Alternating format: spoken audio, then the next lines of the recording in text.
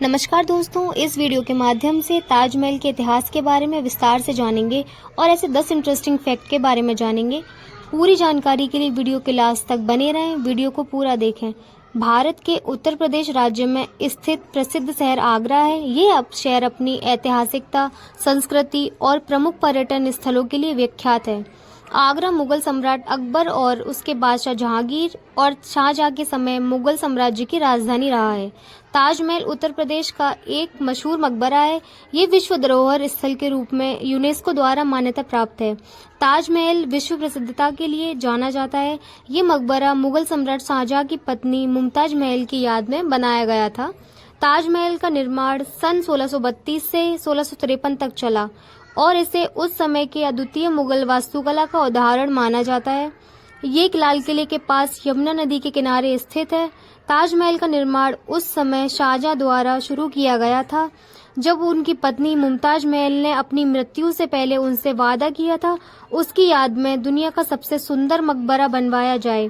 ताजमहल के निर्माण में लाल पत्थर, सफेद मार्बल, पीतल, सोना, नीलम, मोती, मकरानी पत्थर और अन्य रत्नों का प्रयोग किया गया है।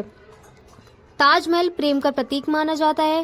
ताजमहल की सुंदरता मकबरे के साथ ही उसकी वास्तुकला, विशालता और सुंदर नक्काशी में छिपे हैं। ये उच्च कला की एक अद्वितीय उपलब्धि है और संस्कृति, ऐतिहासिकता और प्रेम का प्रतीक माना जाता है। ज्योतिर्मय चतुर्भुज संरचना इसे एक महान आर्किटेक्चरल श्रृंगार के रूप में प्रमुख बनाती है।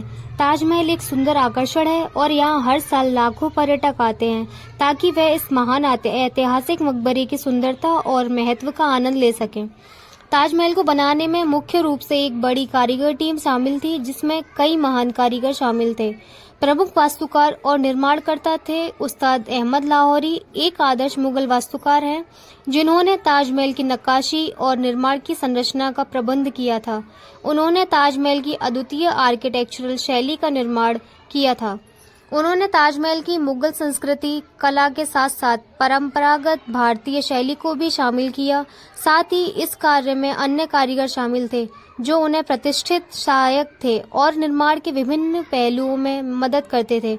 इसमें आवासीय और गैर आवासीय कारीगर, संगमरमर कारीगर, रंगीन सिलाई करने वाले कारीगर, ज्योतिर्मय कलाकार और गहन शिल्पियों की टीम शामिल थी। ताजमहल की सुंदरता, नक्काशी और गहन शिल्पकला उन कारीगरों की मेहनत जिन्होंने इस महान भव्यतम भवन का निर्माण किया।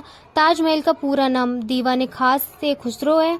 ये भारत की प्रमुख धरोहरों में से एक है। ताजमहल सुबह से शाम तक खुला रहता है। आप सुबह 6 बजे से शाम 6:30 बजे तक देख सकते हैं। ताजमहल बुधवार से शुक्रवार तक खुलता है और शनिवार को सभी अन्य मकबरे अल्लाउद्दीन आजम खान के मकबरे के लिए खुला रहता है। अब बात करते हैं ताजमहल के 10 इंटरेस्टिंग फैक्ट के बारे में। फैक्ट नंबर 1, बेशक शाहजहां ने अपनी पत्नी मुमताज की याद में ताजमहल बनवाया था, लेकिन मुमताज शाहजहां की तीसरी पत्नी थी। फैक्ट नंबर 2, मुमताज शाहजहां की 14वीं संतान को जन्म देते वक्त स्वर्ग सिधार गई थी। उनके मरने के बाद शाहजहां ने उनकी याद में ताजमहल बनवाया था। फैक्ट नंबर 3, कहते हैं कि बुरहानपुर में मुमताज की मृत्यु हुई थी, उन्हें वहीं दफना दिया गया था और 6 महीने बाद उनके शव को कब्र से निकालकर शाहजहां अपने साथ आगरा ले गए और ताजमहल में उन्हें दफनाया गया। फैक्ट नंबर 4, कहा जाता है कि जब ताजमहल बनकर तैयार नहीं हुआ था तब तक मुमताज के शव को लेप लगाकर मम्मी के रूप में रखा गया था। फैक्ट नंबर 5, ताजमहल के निर्माण में पूरे 22 साल लगे थे। फैक्ट नंबर 6, उस समय ताजमहल के निर्माण में 3.2 करोड़ रुपए खर्च हुए थे। फैक्ट नंबर 7, मकबरा 17 हेक्टेयर यानी 42 एकड़ परिसर का केंद्र बिंदु है, जिसमें एक मस्जिद और एक गेस्ट हाउस शामिल है। फैक्ट नंबर 8, दुनिया के 7 अजूबों में से ताजमहल लकड़ियों पर खड़ा हुआ है, जिसे मजबूत रहने के लिए नमी की जरूरत होती है जो यमुना नदी से मिलती रहती है। फैक्ट नंबर 9, 19वीं सदी में ताजमहल की गुम्बद का कलश जो कि सोने का था वह अंग्रेजों ने चुरा लिया था और उसकी जगह तांबे का कलश बनवाकर लगा दिया गया था। फैक्ट नंबर 10, ताजमहल में कोई रोशनी नहीं रहती है और पिछले 400 सालों से यहाँ पर अंधेरा ही रहता है, जिसके पीछे का कारण कोई नहीं जानता। एक बार जब सरकार ने ताजमहल के बगीचे में बत्तियां लगाने की कोशिश की थी, तब रात को वहाँ पर बगीचे की सारी बत्तियां टूट गईं और दूसरी बार भी बिल्कुल ऐसा ही हुआ।